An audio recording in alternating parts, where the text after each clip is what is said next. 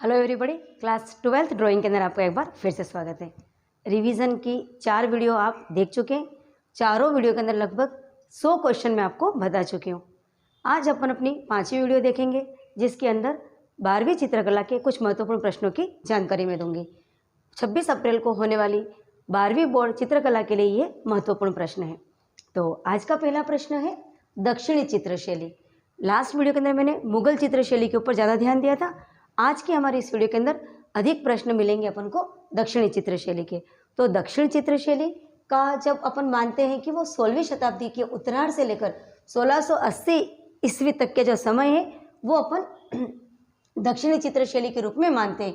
तो यदि आता है क्वेश्चन कि दक्षिणी चित्रशैली का जो कार्यकाल या जो समय, अपन कैसे, कार्यकाल तो गलत वर्ड होगा, कि दक्षिणी चित्रशैली किस समय के चित्र को कहा गया है, तो 16वीं शताब्दी के उत्तरार्ध से लेकर के 1680 ईस्वी तक। दक्षिण चित्रशैली में 3 तरह की चित्रशैलियों को समावेशित किया है: बीजापुर चित्रशैली, गोलकुंडा चित्रशैली और अहमदनगर चित्रशैली। तो आपको जैसे ही दक्षिण चित्रशैली आता है तो आपको ध्यान में लेना है कि बीजापुर चित्रशैली, गोलकुंडा चित्रशैली और अहमदनगर चित्रशैली के बारे में बात चल रही है।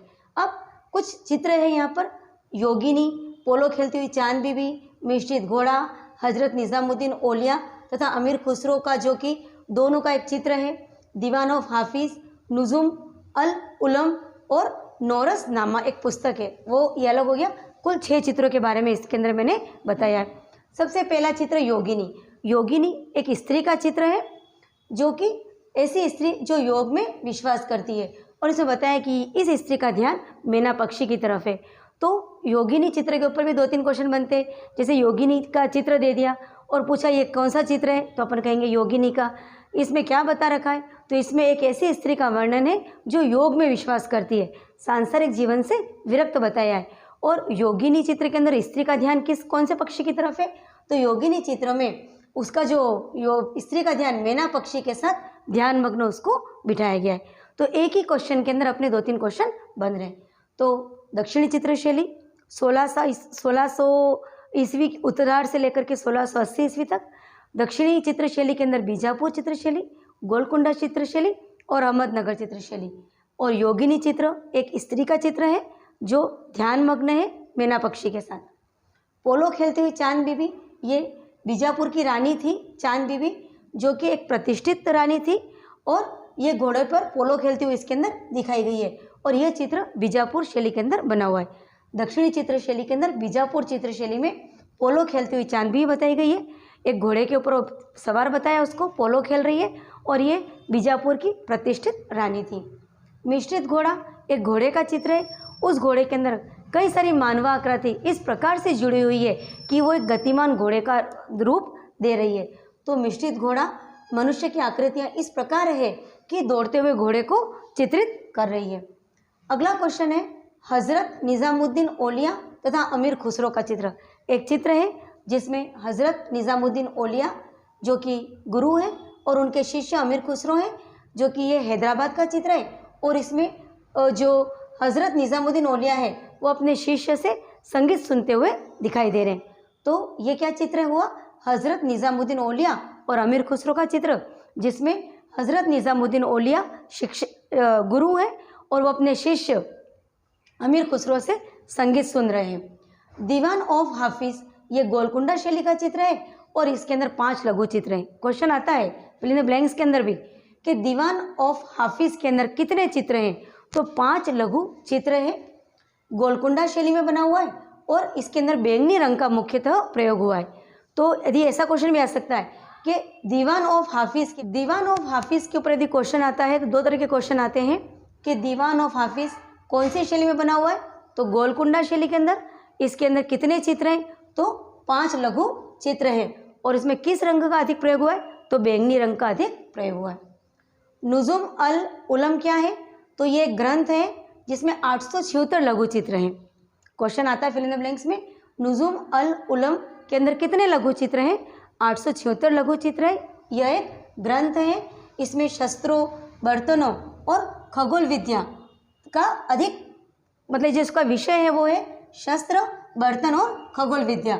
और इसके अंदर जो स्त्रियां हैं उनको दक्षिण भारतीय वस्त्रों के अंदर दर्शाया गया है। एक बार रिपीट करती हूँ, नुजुम अल उलम, इसमें 876 लघु चित्र है। ये एक ग्रंथ है, इसमें शस्त्रों, बर्तनों और खगोल विद्या का समावेश किया है और इसके अंदर जो स्त्रियां बताई गई है उसके ऊपर दक्षिण भारतीय वेशभूषा का प्रभाव दिखाया गया है। नोरस नामक एक बुक है, पुस्तक है, जिसके लेखक है इब्राहिम सेकेंड, तो इब्राहिम द्वितीय। गोलकुंडा शैली के लिए अपन को एग्जाम्पल आते हैं कि गोलकुंडा शैली के कुछ चित्रों के नाम बताइए, तो दीवाना हाफिज और मिश्रित घोड़ा। और बीजापुर शैली का चित्र आता है तो एक तो पोलो खेलती हुई चांद बीवी और नुजुम अल उलम का जो ग्रंथ है वो बीजापुर शैली के अंदर बना हुआ है। अब कुछ चित्र, मैंने कुछ प्रश्न पहाड़ी शैली के ऊपर बनाए कि पहाड़ी शैली का जो प्रारंभ है वो बसोहली से माना जाता है।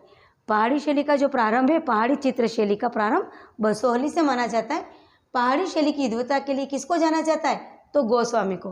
क्वेश्चन आता है कि पहाड़ी शैली की विद्वता के लिए किसे जाना जाता है, तो पहाड़ी शैली की विद्वता के लिए गोस्वामी को जाना जाता है। राजा संसार चंद किस शैली से संबंधित है, राजा संसार चंद कांगड़ा शैली से संबंधित है। पहाड़ी शैली की सबसे प्राचीन उपशैली का नाम बताइए, तो बसोहली शैली।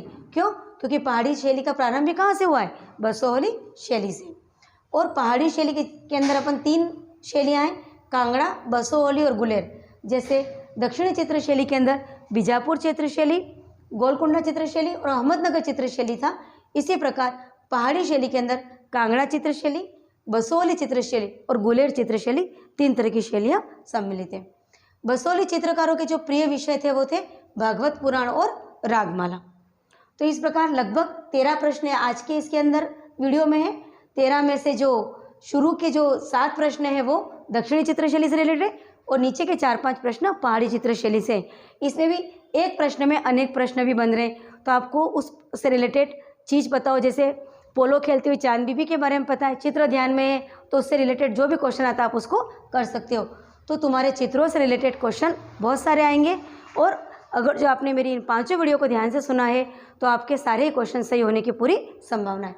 तो इन 13 प्रश्नों को 13 से 40 प्रश्न लगभग बन सकते हैं। हर क्वेश्चन में 2-3 क्वेश्चन बन रहे हैं, तो आप इसको अच्छे से ध्यान से सुनिए और 5 वीडियो को बार बार सुनिए, तो आपको चित्रकला का पेपर बहुत अच्छे से कर पाएंगे। Thank you.